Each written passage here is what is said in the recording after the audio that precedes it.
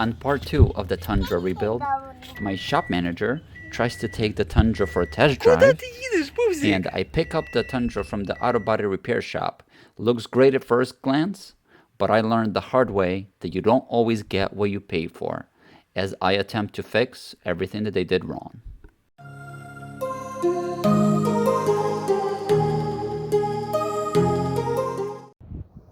I got the Tundra back, and she's looking better than ever before.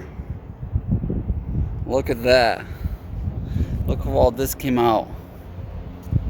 I will still be getting a new little hood scoop here at the front, so that's going to be replaced, but you could see all new bumpers, fender fixed, all new door. All of this has been fixed, and she is looking really good today. I have new fog lights. I bought LED ones, really slick ones. However, neither of them works, so I will be returning those and getting new ones. And now, with the body complete, we jump on the interior. Both the roof airbags deployed here, which is kind of crazy price. New roof airbags are super expensive, $1,100 for the two of them.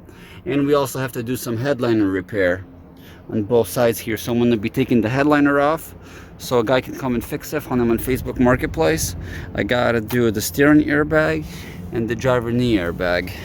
And I have all the airbags here. We have the two roof airbags, custom arm and leg. And then we have the knee airbag, steering wheel airbag. We have new steering wheel wires there, connections that we have to solder. And then we also have the seat belts rebuilt and the airbag module.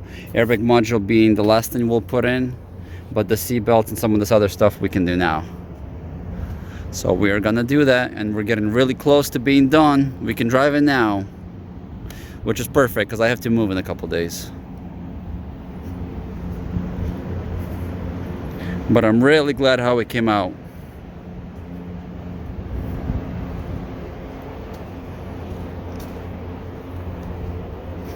You'd never know, but it's been totaled.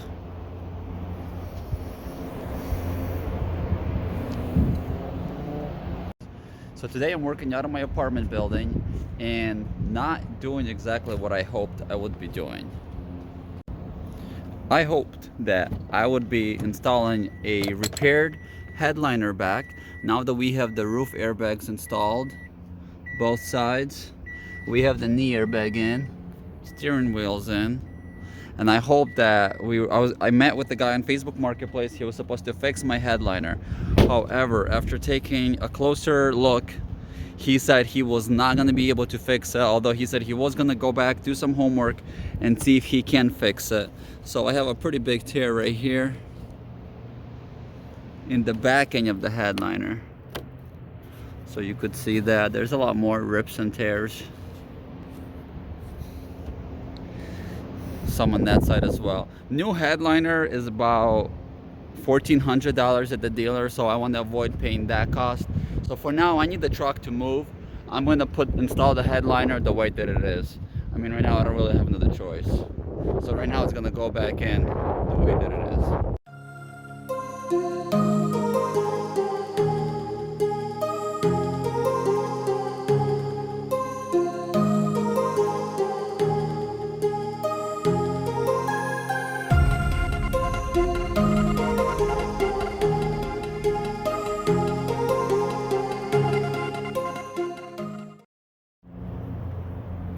Looks pretty good. Got the headliner all in.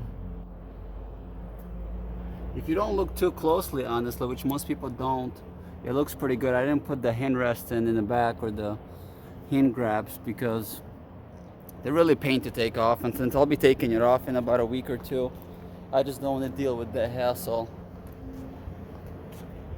I still gotta fix that. But you can still see the tear over there. But overall looks pretty good. Also really happy with these floor mats I bought, 3D printed floor mats. Look how well they fit.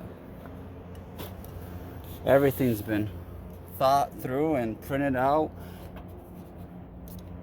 Really has been 3D printed. I mean, perfect fitment everywhere. Goes completely under the seat. Very happy.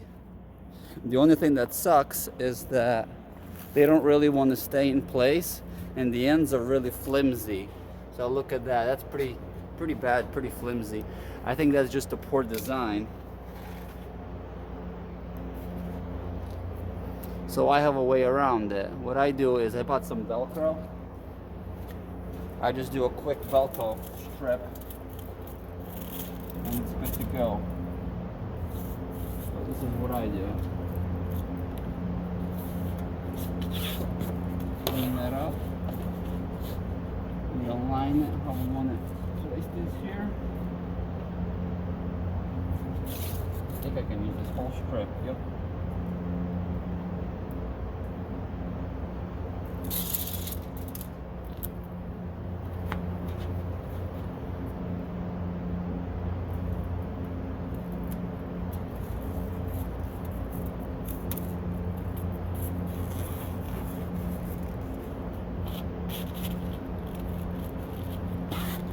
Good.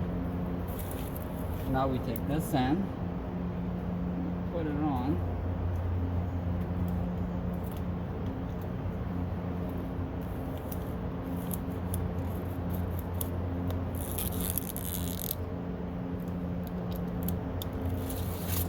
Take it off.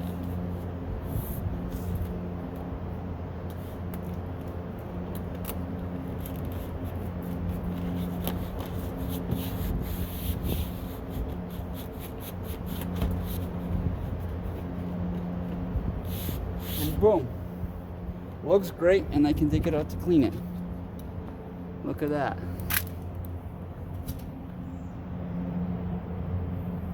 That is a snug, tight fit.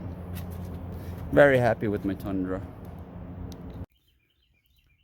So after taking a closer inspection at the Tundra, I did notice some inconsistencies, let's say, with the way that it was put back together and maybe how far they adjusted certain things or pulled certain things.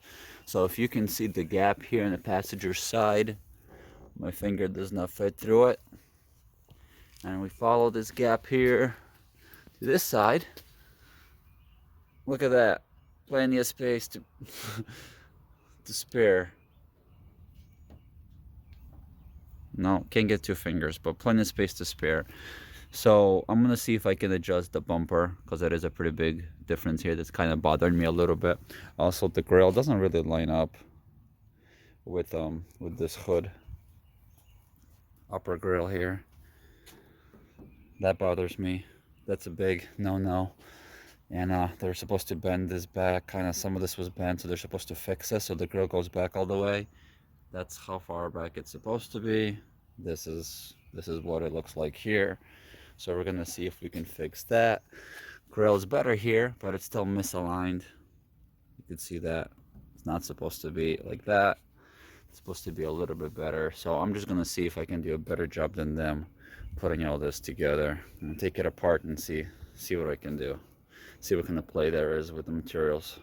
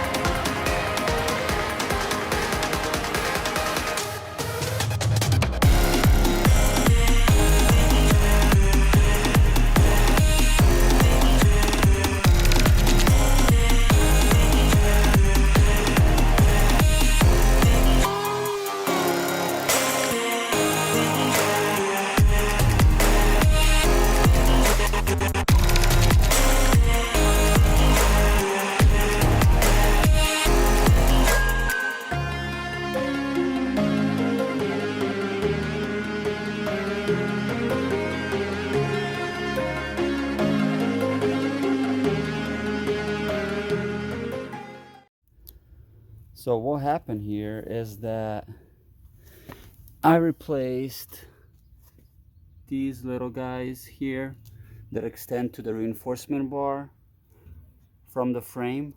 Mine were both bent, so I replaced them. There you can see it, this short piece here about aftermarket ones, and they're just absolute garbage. So I tried to tighten this because it was really loose. It just broke off right away. Conveniently, the repair shop did not tell me that they broke all the other ones. So now all the bolts on this side are now broken. So there's no way I can reattach the reinforcement bar at this point. If I just let it go, it'll just drop to the ground almost. Nothing's holding it. You could see here the bolts are broken off. The bolts are completely snapped off because of this aftermarket garbage. So now I'm going to call the dealer and hope and pray that they have one in stock. And if they do, I'll buy both. Just because both of these look like absolute garbage. Oh yeah. Definitely worth $1,600. Look at this alignment. This is perfect. Thanks for letting me know you guys snapped off all the bolts here. Thanks guys. Appreciate it. Here's the one I just took off. And those all snapped clean off. This one says Toyota on it. So I'm assuming they're going to hold a little bit better. The only thing that sucks is I only have one nut. Because I think the other guys threw the other ones out. This one only has two, so I don't want to take any from there. So I'm going to order that genuine Toyota too, because these are loose as well. So I'm assuming they didn't want to snap those off because they will snap off just as easily. I'm going to order another OEM extension piece here for the passenger side. When that comes in, I want to change it out, and I'm going to order a couple more nuts so that I have them when that part comes in, and then I'll finish this 100%. But I'll do what I can. I'll do now, which is put in this part in here so that I can drive the truck and fix the gap issue, hopefully. As I briefly mentioned before, I paid $1,600 for the frame and paint work, and there really wasn't that much to paint, so most of that was for the frame. I think the frame was around $900, with $700 of that being for paint. I really feel like I was let down on this job, not only because the passenger side is so misaligned still, but them not telling me anything about the brackets. Granted, it's my fault because I bought really cheap brackets on eBay. It was $34 for two of them, I think. But, you know, they should have raised their hand and said, hey, these brackets are absolute garbage. You need to get better brackets, or you're going to lose the reinforcement bar. You're going to lose the fender or the bumper as you're driving. So it's really a shame that they did not tell me that. So that's something that I definitely learned. You know, if everything was aligned better, I would have had no reason to go in there and then even find that issue with those brackets. So I guess there's a silver lining in everything. While I was putting the bumper back together, I also took the time to solder the temperature sensor. One of the wires had ripped. It was also hanging by a thread. I knew about that one, but same thing, they didn't really mention it, they didn't say anything, they just kind of threw it in there and left it to dangle. Even though it wasn't connected, it wasn't doing much, and the wire was clearly ripped. You know, they just kind of let it be and pretended it was a non-issue. So that's just something else I had to take care of, but I knew about it beforehand, so that was nothing new. Make sure you follow me for part 3. Part 3 is going to be fixing all the lights, all the errors, and then I'm also going to report on another problem that was hidden, that was not easy to find, that I find and fix.